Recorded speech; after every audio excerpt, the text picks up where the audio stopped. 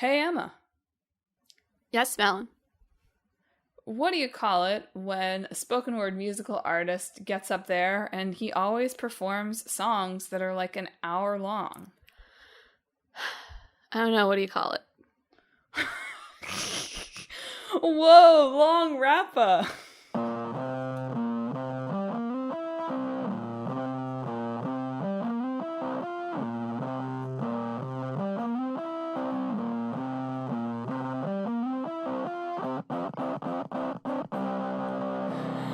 Hello and welcome to Talk This. It's dangerous to podcast alone. I'm your chop host, Madelyn. I'm your kick host, Emma. And thanks for tuning into the show. Did you guess the punchline? Yeah, my I don't know was a lie, in fact. I did know.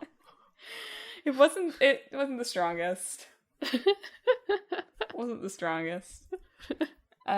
Anyway, this week, as you probably didn't guess this from the joke, but you might have if you're familiar with both games. We're going to be talking about PaRappa the Rapper and Wo Long Fallen Dynasty, which I have called Wo Long Fallen Order like 3 different times in my house. So let's watch for that. Three Kingdoms Star Wars does seem like an untapped market. You're so right. Have they done that in Visions yet? I haven't been following. I can't say I've been following Visions. But That's a free idea for whatever animation studio wants to make that their Star Wars episode. that feels strong. Three Kingdoms anything. Well, I'm excited to talk about Three Kingdoms a little bit because every time it crops up in our game stuff, I'm like, whoa, that's the Three Kingdoms. Yeah. They're all three of them. All Three Kingdoms. Romancing. Of them. See, that was itself a little spoken word piece from Yeah. Emma and I right there. Yeah. So we'll start off then, though, with our old game. Our old game that feels very old these days, unfortunately. PaRappa the Rapper. Did you play this one? I didn't. I'm sorry, listeners. I didn't play any of the games this time.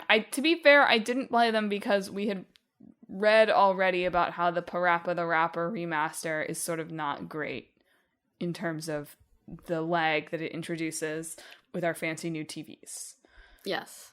So I did watch almost all of a playthrough of PaRappa the Rapper, but I did not play it because I was not confident that I was getting a great consumer product. Right. That's fair. So yeah, PaRappa entered the hat after our rhythm game episode, of course. Mm-hmm. Shocking that we haven't already talked about it, really. I feel like we talked about Yeah. a lot of games that have, like, they're not rhythm games like this, but PaRappa the Rappa makes me think of, like, Rhythm Heaven and stuff like, I mean, Heaven is a rhythm game, but, like, Yes. those sorts of era, it's not even the same era. I'm just saying stupid stuff. I'm sorry, listeners. I'm older now, and I'm tired. It's fair. I mean, the whole influence of PaRappa the Rapper is sort of the genesis of more rhythm games in the console market. So, It's true. It is, like, the rhythm game. yep. The great-grandfather of Rock Band. There's only 6 songs in PaRappa the Rapper. Can Yeah. you imagine? It's like an hour long. Yeah. Imagine if Guitar... It's yeah, like a you're right. movie. Imagine if Guitar Hero came out with 6 songs. Yeah. Anyway, PaRappa the Rapper, which I always thought, by the way, I have internalized as PaRappa the Rappa, but it's not. It's PaRappa the Rapper with an R. PaRappa is supposed to sort of be like paper. Yes, because he's the paper-thin pup. Yeah. But it's a rhythm game from Nana Onsha, published by Sony for the PlayStation in Japan in 1996, and then worldwide in 1997 when Sony Computer Entertainment America decided that a 2D game would be okay. Oh, it's selling? Oh. I guess. Who do we sell it to over here, though? Maybe kids. Young children? Who are well known for their ability to... You know, I shouldn't say anything. There are children who are younger than me who are better at rhythm games than I am. There sure are. And also, as we know, I am preternaturally gifted at rhythm. So Anyway, it was created by music producer Masaya Matsura of prog pop band Psy S, I guess. Yes. So it's pretty big. He had a pretty big 80s and 90s music career. Yeah. And artist Rodney Greenblatt, who, drew the very iconic characters. And apparently came out of Matsura, he really didn't want, it was the music video era, it was the big heyday of music videos. And I was reading an interview with him and Shuhei Yoshida, who's one of the longtime bigwigs at PlayStation, right? Yeah. And he was like, you guys were pretty stylish at the time. And he was like, yes, they wanted us to make music videos, and I didn't. Yeah. So this seemed like a good idea. If he could generate multimedia, he could avoid personally being in videos, which I thought was a hilarious reason to get into games. It is interesting to think about, like, off topic, but they're, like, being, like, the transition into, like, MTV being really popular and, like, music videos being a really big thing. And that wasn't something that, musicians would have had to deal with really before then. And it does feel like it's an extra skill set that perhaps some musicians just didn't want to have or didn't have, Yeah. Well, this also is also another era transition here. They talked a little bit in some interview about how, one reason why PaRappa the Rappa 2 was easier is because the internet was much more of a thing, and so they didn't have to fax each other ideas. Yeah. Fax them.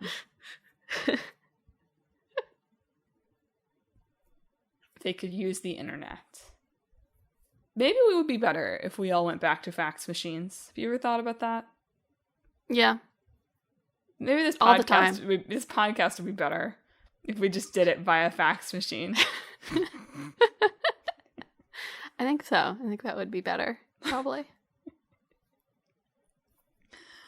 Anyway, at this time, Sony was just trying to make a ton of games. It was like make tons of games season. They had kind of two halves of the company. One half that was doing AAA stuff, and one half, really aimed commercially stuff.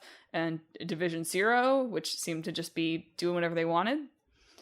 Yeah. And notable, this game came out, PaRappa came out the same day as a Crash Bandicoot game, which tells you what they thought about this game. Yeah. Well, they talk a lot about, like, in different interviews of, like, they were just like, is this a game? And the people making it were like, I don't know. Yes. Which is so funny, because now it's obviously a game. Yeah. Rhythm games have been press firmly buttons, it's a enshrined game, as games. Obviously. I mean, it's work, too. It's definitely Boghostian work, but it is a game. Mm-hmm. Anyway, PaRappa has it spawned a spin-off and a sequel spin-off, Jammer Lammy, which again, I thought was Unjammer Lammy. Is it Jammer or is it Jamma? Jammer. Jammer Lammy. Jammer Lammy. Neither Unjammer Lammy nor Jamma Lammy. Although I like that. I like Jamma Lammy. That's, I think, a better title. That's anyway. How I was internalizing that, like you were doing PaRappa the Rappa.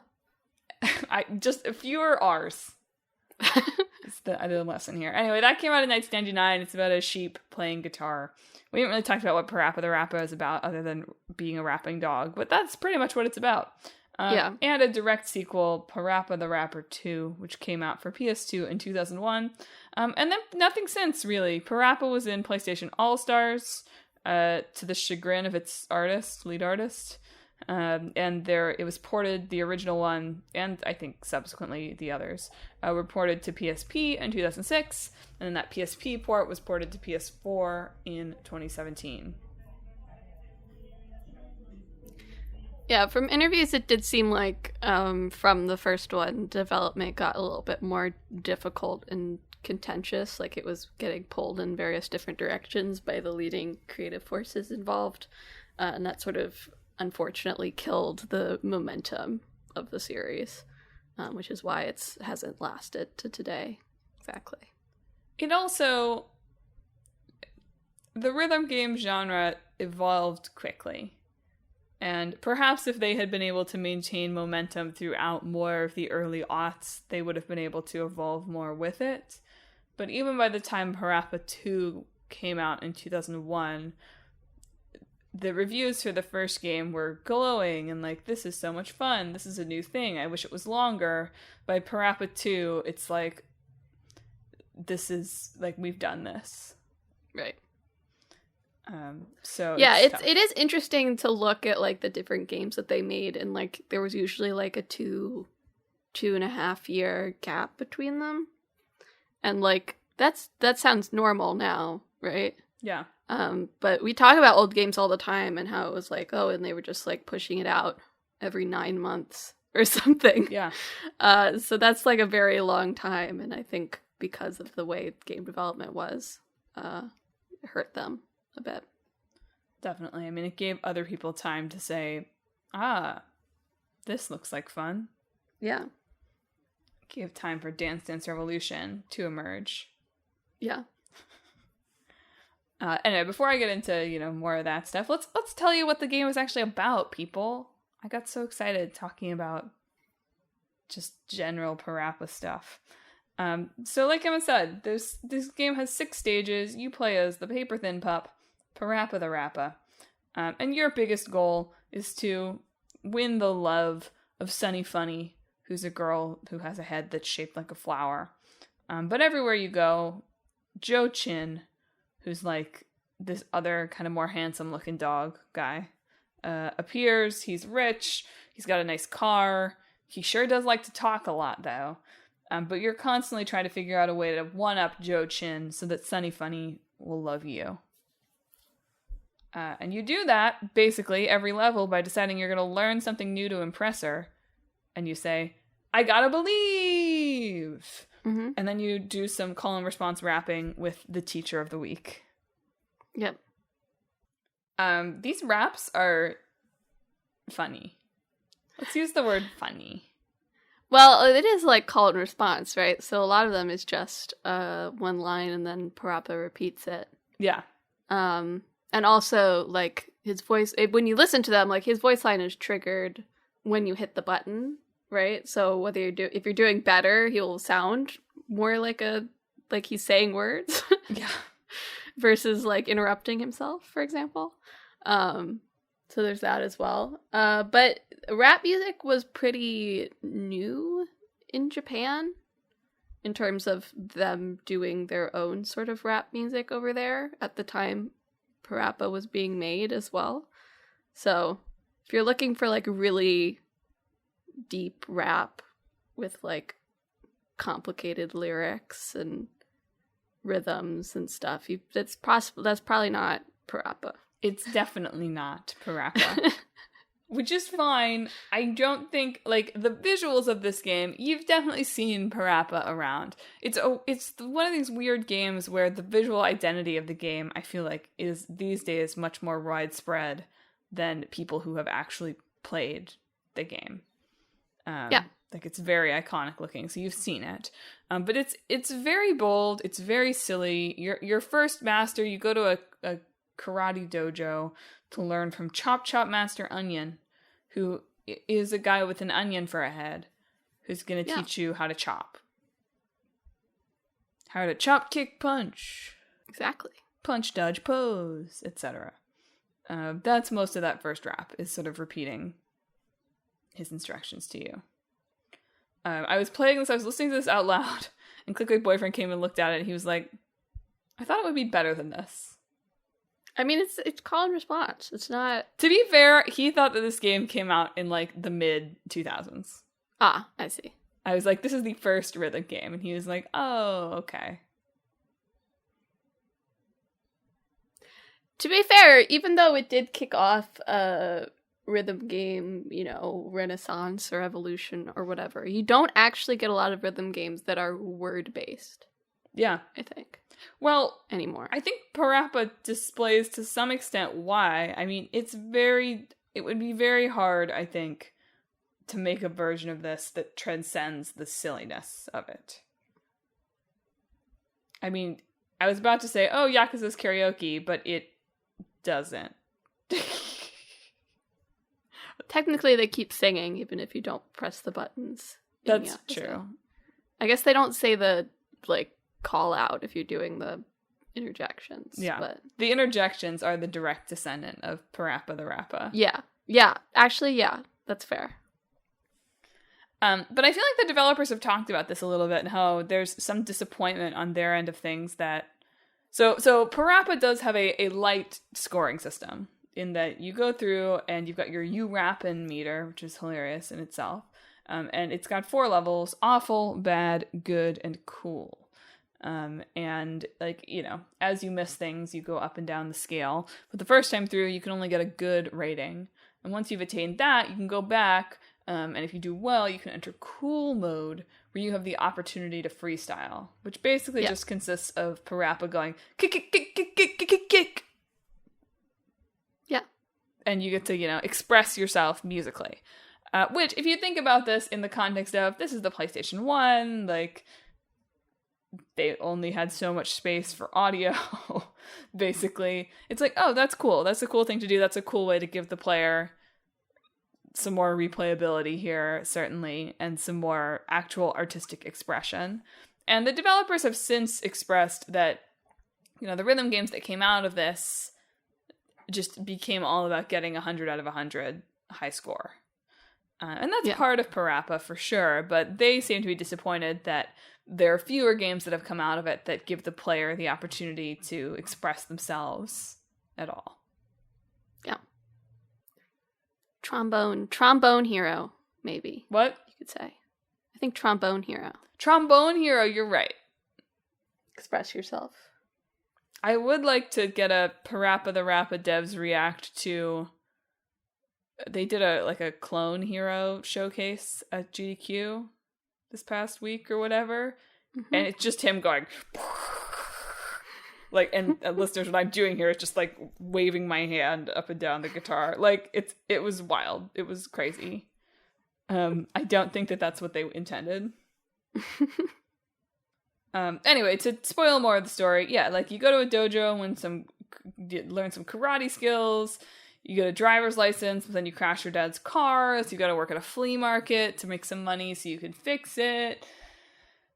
Joe brings Sunny a cake, so you bake her a fish cake, I think. But, like, you eat it, but then you bake a new, like, you ruin it somehow. And finally, you get to spend time with her, but then you gotta use the bathroom. And then you eventually invite her to a club and kind of confess your love. But it's very silly. It's very silly. Yeah. Which is exactly what it should be. I don't think this is a game... I don't know. I don't know what this game would have sustained if it wasn't, like, this level of silly. It works.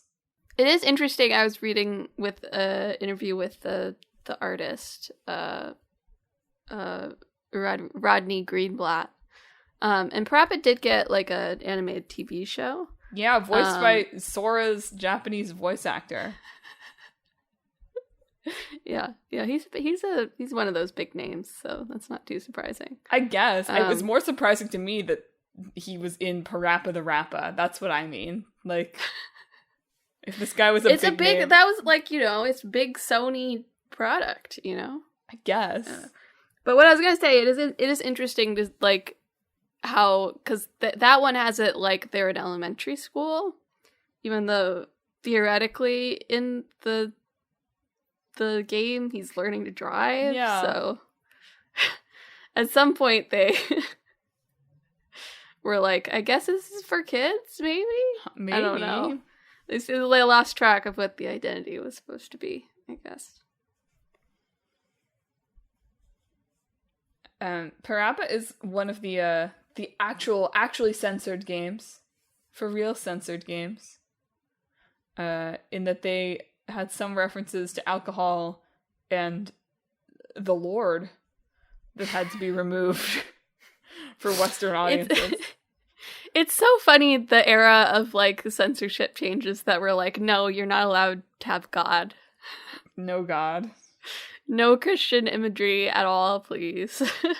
To be clear, some of the changed lines, I can't remember if this is in 2 or if this is in... A lot of these were in 2, but I think these lines might have been from 1. There's a taste better than wine that was changed to you better get in line.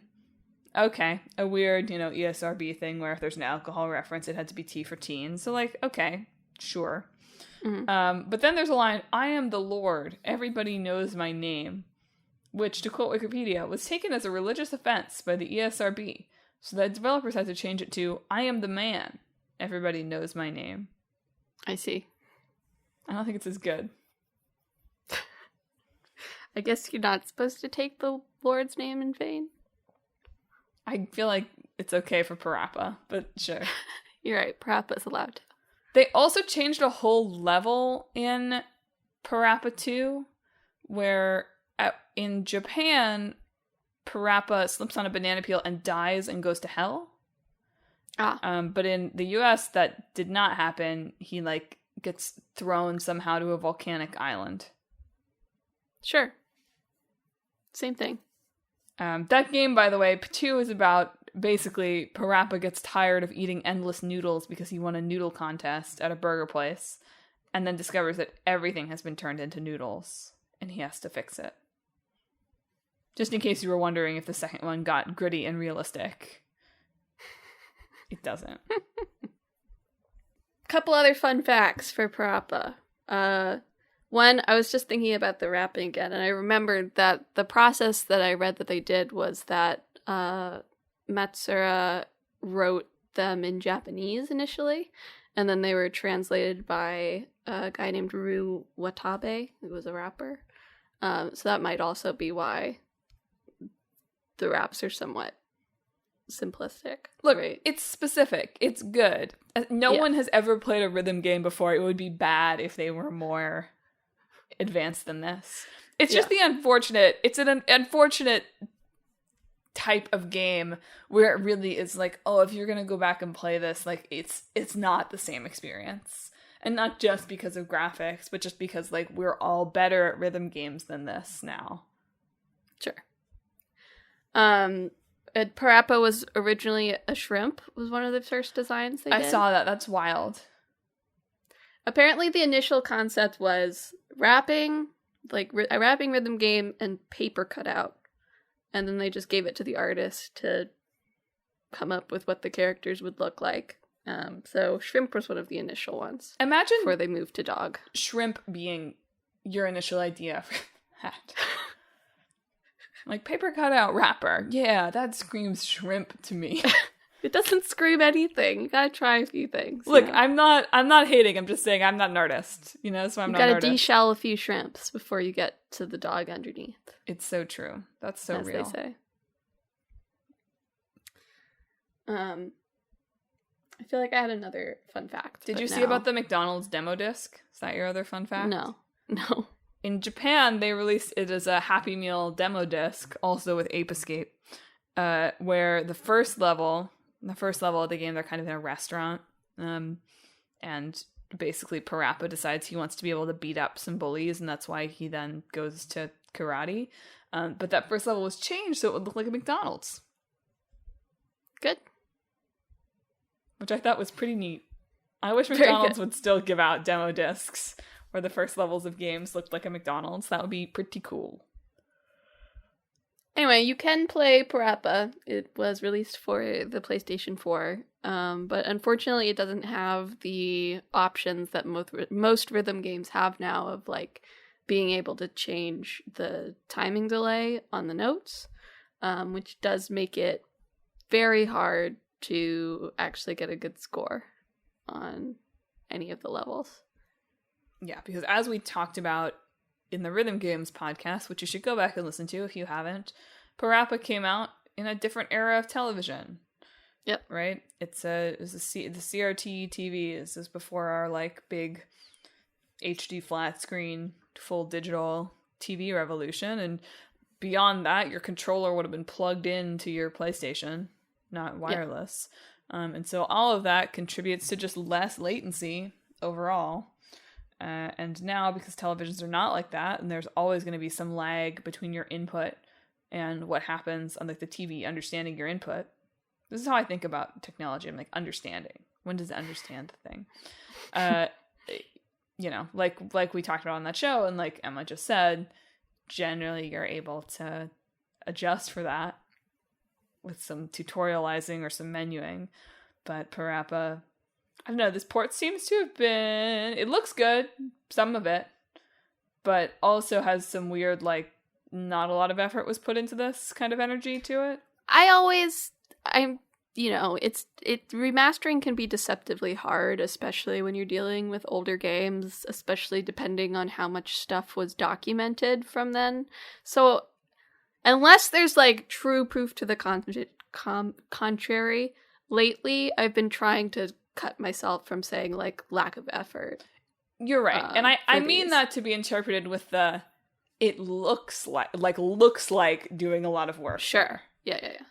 Because while there's this whole thing of like, okay, they don't have any way to adjust for latency, which again, yes, all of this in the bubble of making games is hard and remastering games is harder than you would think it would be. It's not just like being like computer enhance. Yeah. But they do seem to have only done computer enhance on the like rhythm game portions. The little movies in between are just like little boxes on the screen, which implies to me that somehow those assets are not available. Yeah. But yeah, that's why I decided not to play anything this time, because I was like, oh, I don't know. Well, I did play Wo Long for about 5 minutes. Wow, is it on Game Pass? Is that why you played it? It is on Game Pass. I still had like 4 days left of my Game Pass that I 4 days left of the best deal in gaming? Exactly. So I made my character and played until I died once, and then the death loading screen was just like a little too long, and I was like, okay. I got an idea of what it's like. It's okay. You died and it took too long. It took like more than, I don't know if I glitched it somehow by like clicking through something too fast, or it's just like something. It was like more than 15 seconds, and I was like, okay. Maybe you're not supposed to die in the first area. It was like, what? Get good, scrub. It told you like this game's not for you. Wo Long loading screen. Exactly. Anyway, Wo Long Fallen Dynasty is a historical action RPG from Team Ninja, known for the Neo series, known for Chaos, Final Fantasy. What is it? What is that game even called? Stranger of Paradise. Stranger of Paradise. And it was published by Koei Tecmo and came out for the PlayStations, the Xboxes, and the PC in March. And as Emma and I said, it's a Three Kingdoms, play with my Three Kingdoms action figures kind of game. Yeah. The very first part is set during the Yellow Turban Rebellion, which is the opening event of Romance of the Three Kingdoms. So, there you go.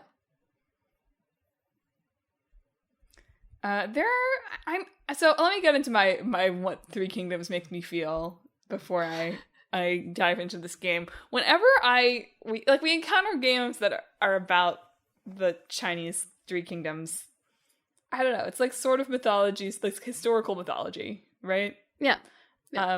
Like semi-often, if not all the time. And whenever I do, I feel jealousy.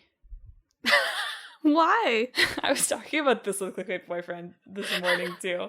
I was like, I wish, and I say this with the great grain of salt of like, I live in a supreme colonizer country, and there is like a rich mythology of the indigenous people who live in North America. But having said that, I wish that there was better American mythology that I could be like psyched about, like a Johnny Appleseed game. Or Paul Bunyan.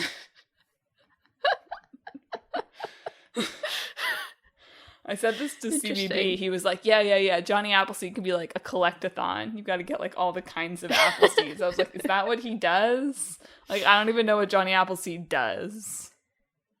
Remember when they made that like Abe Lincoln fights zombies movie? Yeah. Whatever. Yeah. I think we should go back to that. Like, I sort of, that's sort of what I want. Except that I don't know. I feel like we're in an era now where it's like, like all the founding fathers are too problematic to make them like heroes. Like, I mean, Hamilton just happened, to be fair. okay, I don't know. I'm deep in Hamilton backlash country, you know? Although I tried to say that to my students, this spring, I was like, we had like a passage that referenced Lin-Manuel, and I was like, but like everyone thinks Lin-Manuel is corny now, right? And they were all like, what do you mean? I love Hamilton. What are you talking about? I was like, I thought TikTok was all over. Anyway, not that relevant. But yeah, you're right. It's crazy that Lin-Manuel is the only one really doing Three Kingdoms work here with the American historical mythos. Yeah, I mean, the other thing is like, you know, Romance of the Three Kingdoms is pretty old. Right. Well, that's of course the problem, is that there's not a long enough American history for there to be, like, if we're still around 1,000 years, I'm sure there'll be fun stuff going on with George Washington. Yeah. Yeah.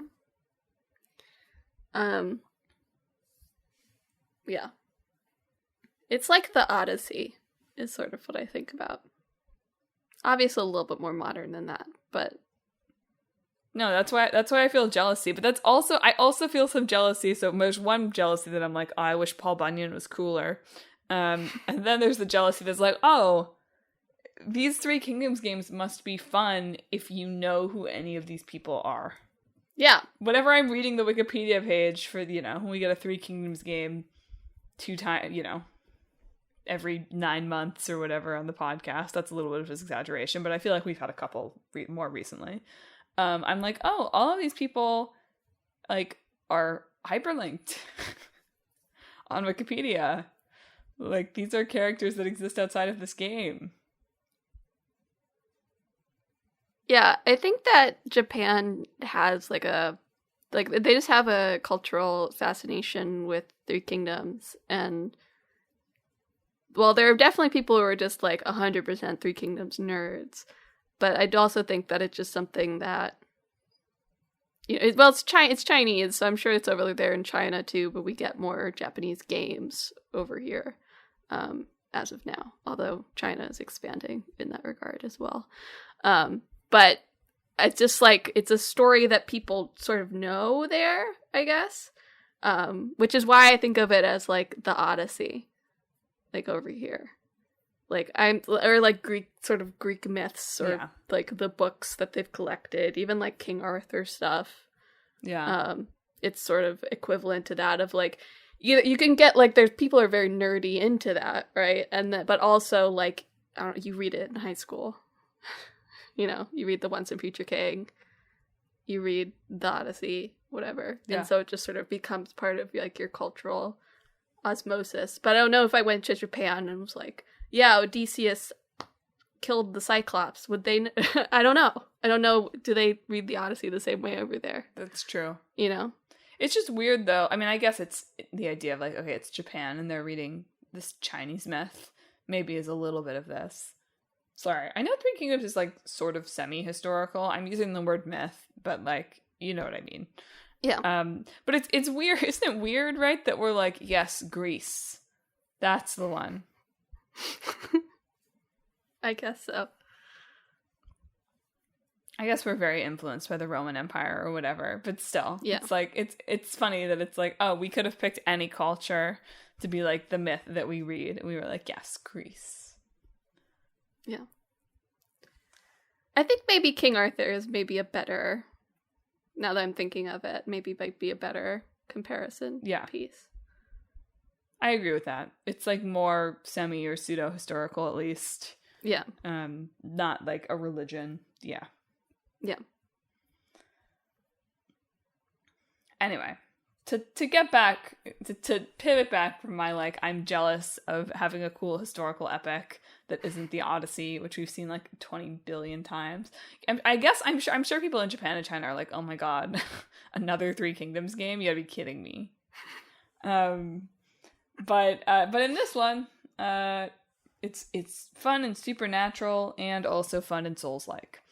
So you're an unnamed little guy, and during this Yellow Turban Revolution, peasant revolt against the Han Dynasty, led by the 3 Zhang brothers, They attack your village. You escape with, like, a blind boy, right? Mm-hmm. And you manage to kill one of those 3 leader brothers, but their dark, evil guy, Yuji, who's a Taoist, appears, and he captures the boy you were trying to rescue because apparently he's actually an iteration of the dragon god Yinglong. So then you embark on a quest to find this boy that you were trying to save, and also, like, save China, kill these guys, etc. Because it's based on the 3 kingdoms, there are a lot of characters. There are a lot of characters that you meet and interact with. Many of them, directly taken from those pages. You've always got to have a Lubu, is like one thing I've internalized from looking at 3 Kingdoms stuff. Lubu. Don't pursue him.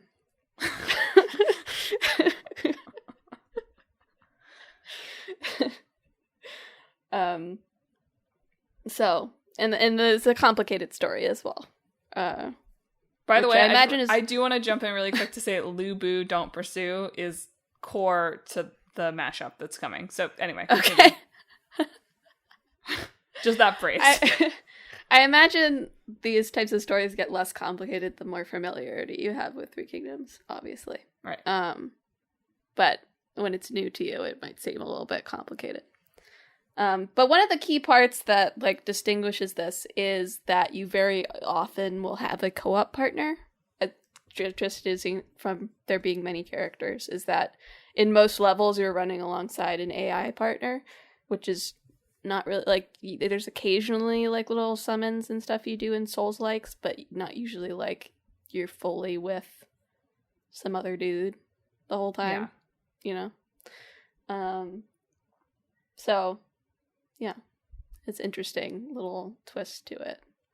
A lot of the reviews I read were like, this is, like, a very, like, well, some of them were like, this is brutally difficult, and others were like, this is very accessible to get into. Weird. It was weird. I I encountered that too, and it was really hard to parse. I was like, I can't figure out where this actually lies. So a really, like, simple way that you could start by comparing this is, like, if Nioh was Team Ninja's, like, take on traditional Souls-likes, then Wolong is their take on Sekiro, in terms of shifts to the combat and different ways you can. There's a little bit of, like, parkouring, not to the level of Sekiro, but a little bit. But you can jump, which yes. is new. Yes, you can jump. And stuff like that. But just from playing it a little bit, there are ways where I can see, like, oh yes, I see how this is more, like, accessible. There's this system called the morale system, where you have a morale level and different enemies have morale levels, which you can see over their head from a distance. And so rather than just, like, running into an enemy and learning that it's too powerful for you by dying, you can look at an enemy and be like, oh, their morale, like, number is very high. Maybe I should come back after I've raised my morale meter by hitting a lot of the battle flags in the area. Yeah. Which is essentially the campfire, but also has the effect of raising your morale meter the more of them you raise. Because it's like you're being like, this is my territory now, essentially. And then you can come back to the stronger enemy once you are stronger within the level. Which is an interesting way to do it. I also really liked when I remembered what button was what on my Xbox controller, which was the other issue with this, right? Is the parry and the deflect, I think they called it, and the dodge is the same button, as opposed to having a dodge button and a guard button. There is still a guard, but to deflect it, which is what you want to do, you press the dodge button at the right time. Which is really nice, because usually in this you'd want to be dodging anyway. Yeah. Right? Like, my initial thing is, like, not to guard unless, like, something's going really bad. It'd be to dodge away. And so by having the nice block on the dodge button instead of the block button, that makes it feel easier. Yeah. Right? Because You don't feel as punished for missing the window because then you're dodging as opposed to just getting hit in the face. You know? Yeah. So in those ways, I see how you could call it like more accessible because it gives you more information and makes things like deflecting more natural. So hey, maybe I could play it. Maybe you could play it. If you're going to be dying a lot, though, again, I don't know what was going on with the loading screen. I don't know if they're all like this, but oh my god, it was taking so long.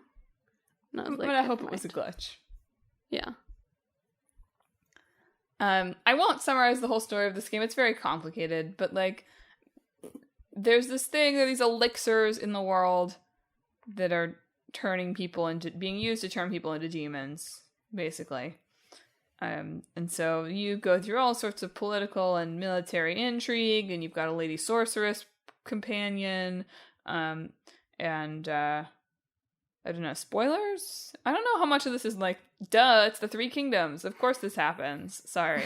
But you do eventually kill Yuji, who's the guy who kidnapped the dragon god boy. However, he then possesses the dragon boy and he gains godlike powers, and you have to kill him again. So you do sort of kill God in this game.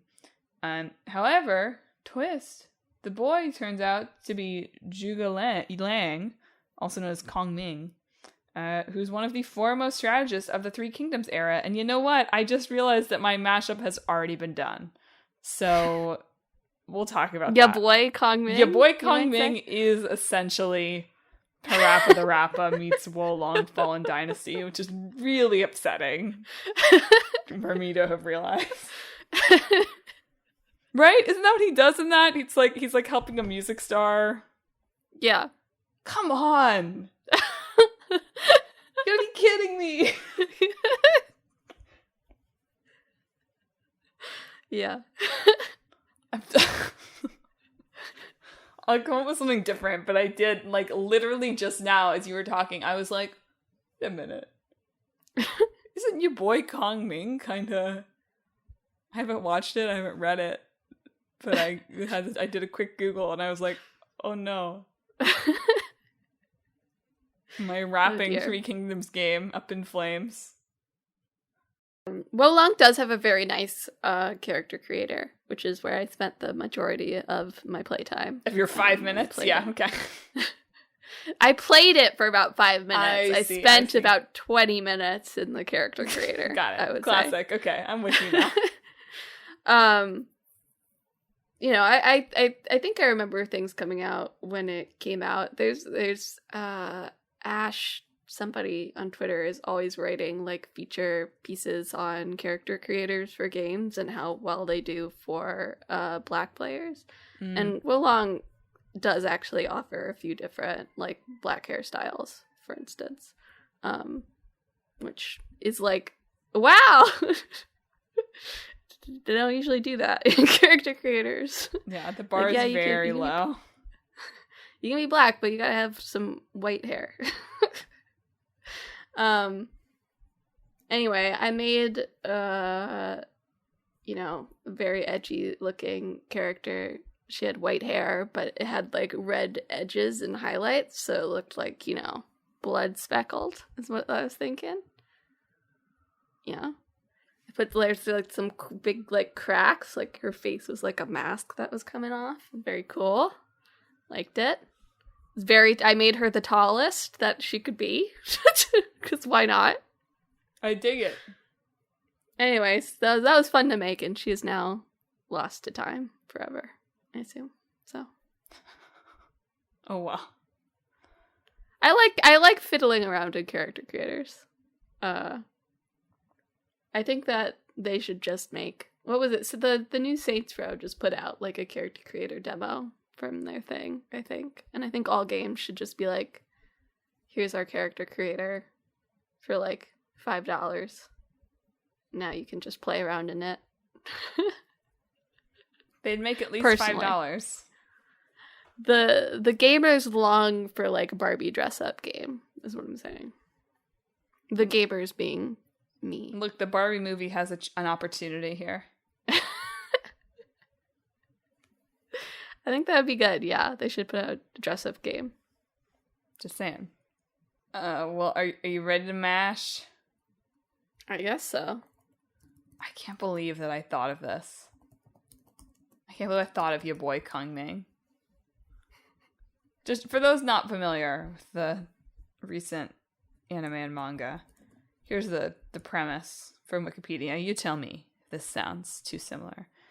The famous military strategist Kung Ming met his demise in the Battle of the Wujiang Plains in 234. On his deathbed, he wishes his next life were in a peaceful place, free from bloodshed. He's reborn in modern Japan, he's not really reborn, he just sort of appears in the middle of a costume party for Halloween in Shibuya. And the party goers lure him to a nightclub where he meets Eiko Tsukimi, an aspiring singer, and his second life begins. Basically, he uses his military tactics to transform his friend into a music star. Yeah.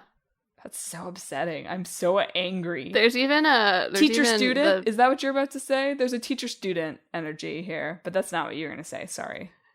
I was going to say the second character that he meets and, like, brings on board with Eiko is a rapper as well. No! Yeah. Does he have an onion head? I didn't finish the anime, but there is a whole episode that's just a rap battle between Kong Ming and the rapper character. This is really deep. Do you think this person like played PaRappa and was like, I'm gonna mash this? No. I'm so angry. I thought this was a slam dunk. I was like, we don't even have to work that hard on the mashup. Like a Three Kingdoms rap game would sell like hotcakes. And it still would, but everyone would compare it to this. Yeah. They wouldn't make the obvious comparison to Wolong and PaRappa mashed together. The obvious one. You could go the other direction is like Hi-Fi Rush, essentially. Yeah. In the Three Kingdoms. I mean, the other direction, was Clickbait Boyfriend's suggestion, is a traditional Chinese music rhythm game. Sure, yeah. I'm not sure if there's a Western audience for that, but I don't, what do I know? I don't know. Rhythm game fans, I feel like rhythm game aficionados will do anything. That's true. And then you could do it. I mean, it could be a very exploitative, like, mobile game where it's like you get to dress up Lubu or whatever. Character creator element to it.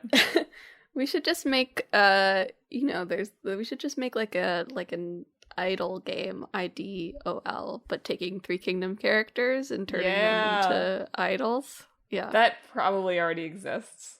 That would print money, I think. I'd have to go we back. couldn't make it because we're Americans who wouldn't really have a market in the US, but over in Japan, that's what they want. Remember that article that I read that was like, this is what American audience is like, this is what Japanese audience is like, this is what Chinese audience is like in their mobile rhythm games? Yeah. But I can't remember what the Chinese audience is like. Didn't they like decorating their homes? Yeah, they did. They liked like having like a lifestyle element to it. Oh my god, apparently. This would print money. Think of the little conversations that we could write between, Liu Bei and Zhang Fei, right? So many things. Sure. Their brotherly bond. Right. Yeah. All the Wikipedia first lines were like, they shared a brotherly bond. And I'm like, you're saying that pretty loud. I don't know anything about Three Kingdoms. I'm sorry. This is just for our mobile game. It's fine. We'd hire somebody who knows something about Three Kingdoms, and they can make it authentic, But not too authentic. I still want them to be able to wear PaRappa the Rappa's clothes. I guess for us, for the Western mind, it's like the equivalent of that Twisted Wonderland game. Where all the Disney villains are sexy boys. I hate that. I thought my idea was good until you said that. I hate that. It's very popular. So okay, you're right. I'm just here to print money. Absolutely. I don't think that's a rhythm game, to be fair. Idol, so. IDOL, Three Kingdoms rhythm game. Yeah. I was just gonna do like a normal. It was just gonna be a normal rhythm game, like a PaRappa rapping game. But your boy Kong Ming really forced my hand into $1 billion business. Sorry. I do think a version where they're like little, like, well, I guess they are 2D anyway, but I think that when they do the scenes, they should be like a paper cutout and like bob around like that, personally. Yeah. Yeah. I don't know if that's the most commercial, but I'll make a concession to your artistic vision here, for sure.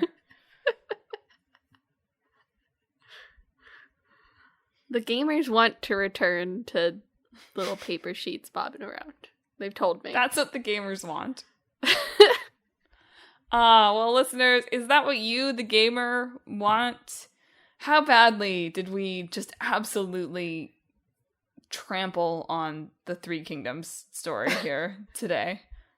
But should we edit out that part about brotherly wink? I don't know. Did you play PaRappa in any version? How is it now? How was it then? The songs are still catchy. Do you think the songs are still catchy? Do you wish rhythm games went back to being simple like this? If you read your boy Kong Ming, I don't know. Do you have thoughts on any of this or anything else that we talked about? Hit us up on social media. We are on Facebook, Instagram, Twitter, and YouTube at Talk This Podcast. You can also visit our website, www.talkthispodcast.com, where you can read all about the show, check out the games in the hat, where Emma's going to pull some new games from in a minute, and check out our blog featuring long-running series Clickbait Boyfriend and Split Screen. But first and foremost, if you enjoy the show, you should subscribe. We're on Apple Podcasts, Google Podcasts, Stitcher, TuneIn, Spotify, Pandora Podcasts, online and on the app, Overcast, Pocket Casts, wherever you can find podcasts, wherever you found the podcast today. Subscribe to Talk This. It's dangerous to podcast alone. Next week is Emma's side quest, which I'm sure she hasn't thought of yet. Games about dad games. Dad games. Could be dad games. Surely we've already done that on Father's Day before, right? Like, that feels like there's no way we haven't done that. I'm sure we have.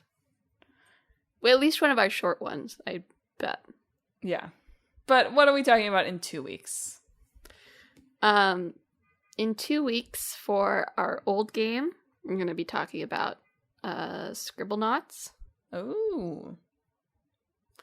And for our new game, we will be talking about Chained Echoes. Like Madelyn thought it was. Oh my god. First I thought it was Wolong, and then I was like, no. I would remember that. Chained Echoes. Great. I already looked at the Google search page 1 for Chained Echoes, so excellent. There you go. You're done. I'm done.